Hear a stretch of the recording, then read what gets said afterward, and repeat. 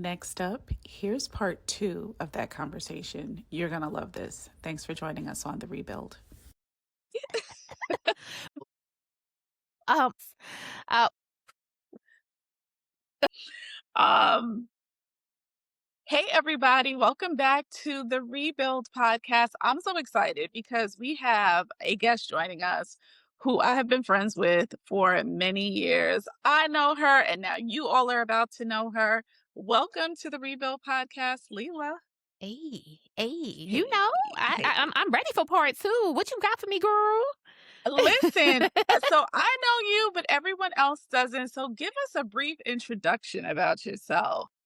Okay, well, I am about to launch my podcast called Leela's Lounge. I officially started a brand called Leela's Lounge where I was doing apparel, but it wasn't my passion. And when I think about it, when it comes to doing this, what you're doing right now, it's something that I love to do. I love to interview people. I love to dive deep into their personality and who they are. And I decided it was time for me to rebrand. So in the rebrands, I said, well, let's stick to Leela's Lounge. Let's do it. And this is where we are. So you're the first person I'm talking to under this new persona, Leela, which I'm excited about. And I'll be recording some episodes very soon within the next week, and we'll start pushing these episodes out soon. I love that. So tell us, who is this? Who is the avatar that is Leela? Tell us what are the things that excites Leela? What are Leela's humble beginnings, or maybe not so humble? Tell us a little bit about that. Wow. Yeah, I will definitely say humble beginnings. But you know what's so weird? I hate that word humble, but we'll talk about that in a second. But humble Mm-hmm. beginnings, yes. I am from Red Hook, Brooklyn, born and raised in Red Hook projects. If you guys don't know, that is the second largest project in New York City, right behind Queensbridge. I was raised there up until 21 years old. And shout out to the friends that I had in my journey. A lot of us prevailed. A lot of us left Red Hook. I do not have any friends left in Red Hook. And that's a good thing. And not saying the place itself is bad, but there wasn't necessarily a lot of growth there unless you met the right people there. So, so humble beginnings there, raised by a single parent mom. Shout out to my mama. Hey, mom. Yes, but it was always just me and my mom. So I always relied on outside relationships to kind of figure out who I was, to be quite frank. A lot of my family is from the South, North Carolina to be specific. I don't know much about my dad's side of the family. My mom she was real honest with me when I became older. She said, girl, your brother was getting old and I was getting lonely, so I wanted another child. And so, she planned me, right? Um, but I think when it comes to planning to have a child and the finances are not there, it kind of, it feels on my side of things as being the child, I feel like she wasn't fully prepared for that. So that's how it kind of started. But I'm grateful for everything that I learned with my mom. Because she didn't have a lot, but she did the best she could with what she had. And That's so, amazing. yeah. Yeah. That's amazing. I love that. I love to hear that. I love to hear about just people prevailing despite challenging situations. Um, Especially women. I think that we just do amazing things, and I love to hear that. As a single mom myself, I love to hear that about another single mom. So tell me, what inspired Leela's Lounge? Yeah. So what inspired it is the show that I had on Instagram. Well, first, let's go back a bit. It actually launched on Facebook. I don't know why I started doing lives on Facebook, but I did. And I had some people joining me. And again, it was called the show No Hump Wednesdays. And it was so funny. I had that hashtag first, and then I saw that it was a animal or control company or a veterinarian company that started using the hashtag No Hump Wednesdays. But it's not like I owned it. I didn't trademark that hashtag, right? I didn't know Right. anything about that at the time. But what inspired Leela's Lounge kind of derives from that. I enjoyed doing lives about my book and about my celibacy journey, which at the time was 10 years. And then came over to Instagram, kind of fell off of Facebook and, revitalized the show. But in this realm, I started interviewing people about celibacy, bringing people on, and had a pretty nice group of people who would join me every Wednesday. You know what I mean? It wasn't thousands of people, but it was a good amount of people that we could have a fun and fine-tuned conversation around abstinence and sex. And I think what made me different around the conversation is because I was never focused on religion when it comes to the conversation. I'm more of a spiritual person, still to this day, So I never came from it from that perspective. When my book came out, I got a bad review on Amazon, which was so hilarious to me. I loved it though, because she was like, yeah, she's cursing in the book. And, we bought these books for a group of us at church and we didn't know it was curse words in it. But I made sure I put at the back of the book, this is not religious based. Yeah. Yeah. So all I can do is laugh because they didn't do their research, right? But again, that's kind of how it started. And then I took a break because I started touring again 3 years ago. And I've just been focused on the work, but you can't work overtime. You can't do all this work and not be creative. I'm creative to the core. And so I was like, well, I gotta bring it back. I gotta bring Yeah. it back. I gotta Yeah. talk to my people and I gotta Hang talk. on. Oh, yep. Yes, ma'am. Okay. All good. So I gotta bring it back. I gotta talk to my people. And even though I'm back now, the focus is not about celibacy anymore, right? Like we kind of passed that, when COVID happened, I thought we was going to die. So I busted wide open, Tiffany. I did. And I said, I get listen, it. I was like, listen, did that. And then now we're back, even though, I have started up again. I'm abstinent. I say the word abstinent now, but it's not because of anything other than I choosing to date in a more healthy way, and I don't just want to have sex with anybody. So, Okay, so let's dive in a little bit. So what is the difference between celibate and abstinent? Because a lot of people have not even heard these words. So yeah. tell us that. Yeah, so if if you do the definition of celibacy, celibacy is you choosing a lifelong path of never choosing to have sex again. Got it. And abstinence is making the choice to abstain from a certain thing for a certain amount of time. So you can say, like, people who stop drinking alcohol, they could be like, I've abstained from alcohol for a year, right? Or they say, oh, I haven't had a drink in a year. Mhm.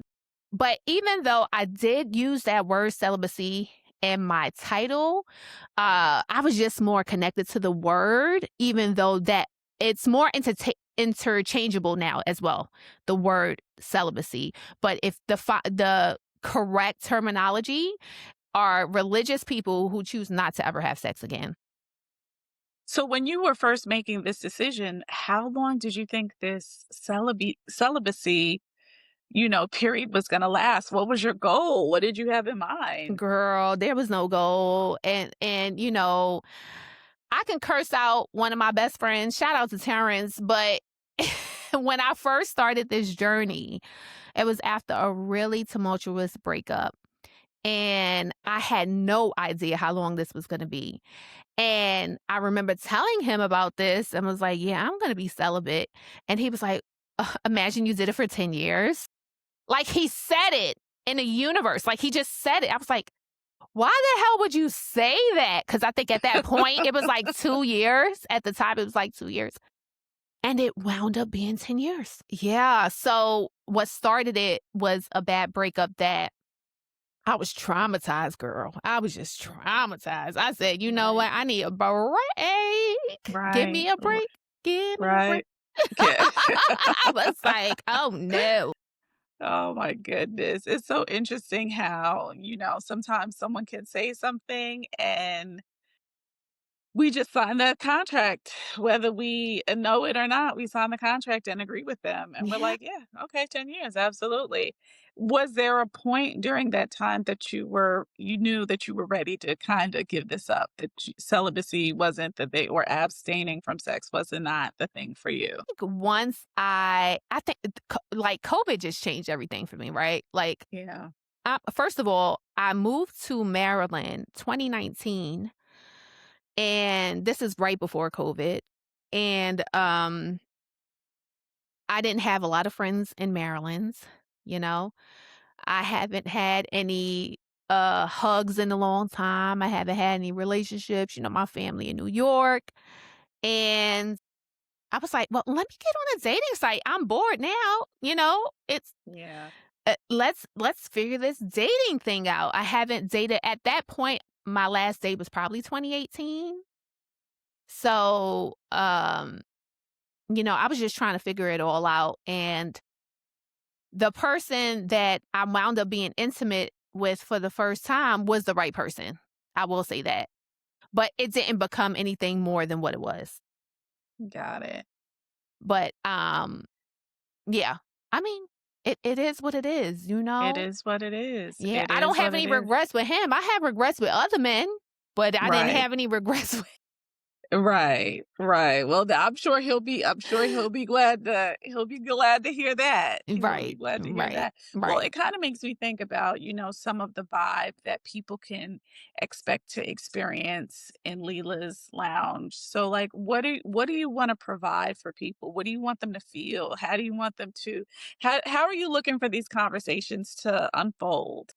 Yeah, I am looking for fun, authentic, joyful, generous, impactful conversations with people who I invite to the show who are looking for things that they have possibly never thought about in themselves before. And ways of being that can hopefully shift something. And it may not be something in them specifically, but in a situation we may be talking about. I want to make sure that people are clear about what they want and also be focused on what's the most important things in their lives. So we'll have a great time just chatting it up. I can't And wait. I want yeah, to come I want to come into Leela's lounge yes, and girl, we gonna have a good time. You coming? You absolutely, coming? absolutely. Why do you think that why do you think this is a topic that resonates so deeply for you? Mm.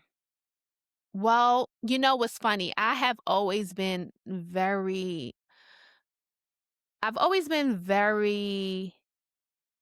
in tune and also been connected to people ever since I was a child. Like, I always wanted to know more, and the reason why I always wanted to know more about people is because, again, it was always just me and my mom, right?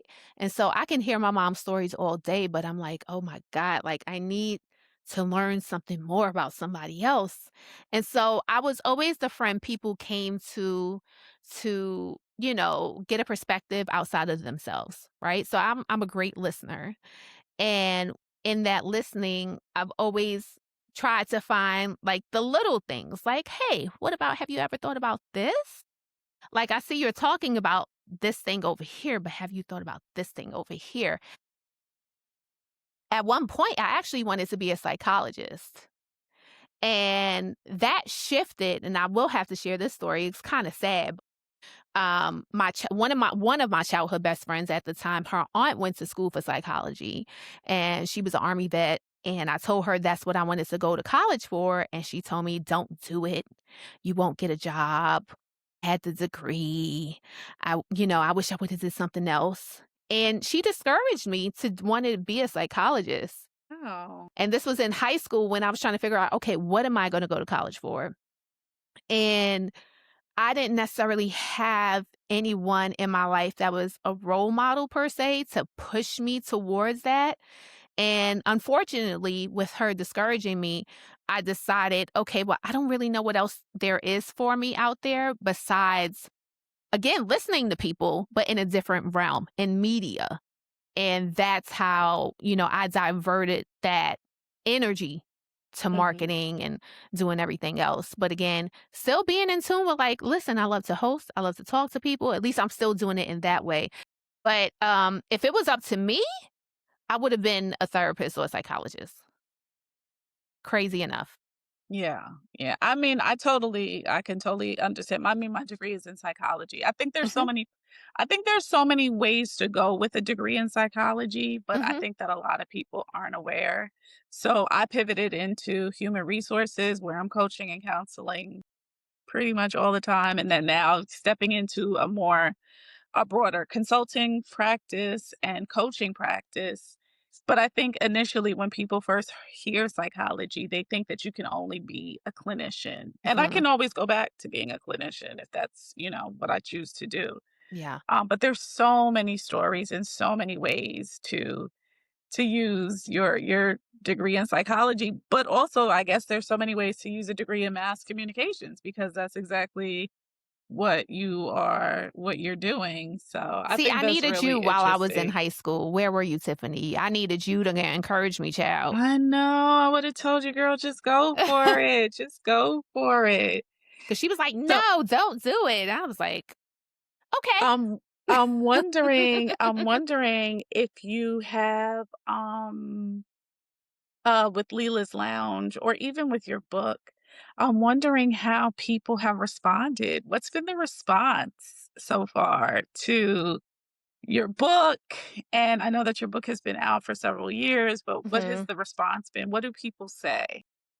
Well, funny enough, whenever I, at a, obviously when the first book came out, excuse me, when the book first came out, I was heavy on the circuit doing like signings and conversations and stuff like that. And there was so many, you would never believe, there were so many women who laughed in my face. Women are like, "Are you kidding me? You know how much I love sex and like saying all these things. You're Yes. crazy." And so I've heard that. But then men, men. Mhm. Shout out to my men because the men will read the title of my book and they'd be like, "Go on, sister. That's dope." And I was Wow. shocked because I thought it would be the reverse. I always thought men would Wow. be judgmental, like, "Oh, here she go." But no, it was more women than men who were more opinionated about my journey. Men Mhm. were and the reveal is that there are a lot of men who are abstinent. They just don't feel comfortable having the conversation because Yeah. they don't know who to speak with. And so I have friends. Once I came out with the book, Bernice, I've been abstinent for 5 years. Excuse me, you? Wow. You? Wow. What? And Yeah. I have a friend, I wanted to interview him so bad. He was like, "I would never go on your show and tell people I haven't had sex in 5 years. I would never." He said, "I'm telling Right. you because you're my friend." And I was Right. like, "Oh, this would be so good." Oh man. I feel like you're gonna get some really, really good guests in the lounge. Yeah, yeah, we're Yeah. we're gonna have a good time. And again, with this relaunch, it's not all about celibacy and abstinence, but I'll have an episode or two about it, but it's not gonna be the whole season. I've pretty much planned out my first season and the guests that I'm gonna have on the show. I just have to, get the interviews going, which will again happen soon, very soon. Yes. Well, I love that. We're excited to see it come out, to hear it come out. Um, However, until then, where can everyone find you? Where can we hear about the latest and the greatest from you? Yes, yes, you can find me on Instagram. I'm an Instagram girly. So the name of my company is Be Nice Productions. So BENICE Productions. You can follow me there on Instagram. I do have the Leela's Lounge Instagram handle, so you can follow me there. I haven't started posting anything about the podcast yet because again, we're still in the beginning stages, but beginning as in now beginning. But there's a lot of work that has already been done. The planning, everything is done. The execution is what we're working on next. So the recordings. So follow me there. And Leela's Lounge on Insta and also YouTube. I already have the Leela's Lounge page on YouTube. So follow me on YouTube as well for Leela's Lounge. Nice. I love that. Listen, I can't thank you enough for being a guest. Can you come back and talk to us? Like we want Yes. more. We Yes. want more. We definitely want you to come back. I'm coming back, girl. I'm just Good, gonna come back good. with some wine next time. Good, absolutely. Oh, we're definitely here for the wine. Definitely here for the wine. Thank you. All right. Well, thank you so much, Rebuild family. Thank you for joining us. Be sure to um, comment, be sure to subscribe, be sure to like this podcast, and definitely share this podcast with someone you care about, someone you love, someone who you know you want to get a little kiki chuckle with. I'm so glad that you joined us today, and we will catch you next time on The Rebuild. Yay!